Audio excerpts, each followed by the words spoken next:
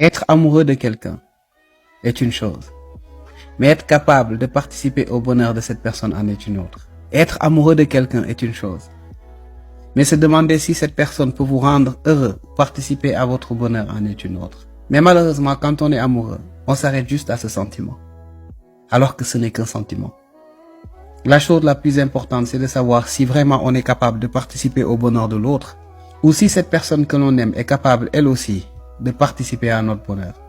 Imaginez que vous aimez quelqu'un, mais que vous vous rendez compte que cette personne a un certain idéal dans sa vie, une certaine manière de percevoir l'homme ou la femme, une certaine manière de percevoir le couple et le foyer.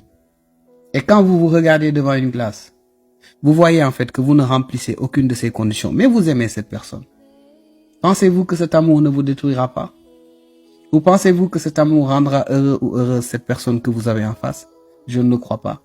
Il arrive aussi l'effet inverse, que vous aimiez une personne, mais qu'en regardant cette personne, vous voyez tout le contraire de ce que vous voulez.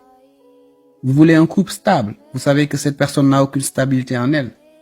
Vous voulez un mari ou une femme stable, vous voyez que cette personne n'a aucune stabilité en elle. Vous voulez vous poser, vous savez que cette personne ne va jamais se poser. Vous aimez cette personne, mais cette personne ne reflète absolument rien qui puisse vous rassurer, et vous le savez. C'est la raison pour laquelle, vous savez, ces questions méritent une très grande réflexion.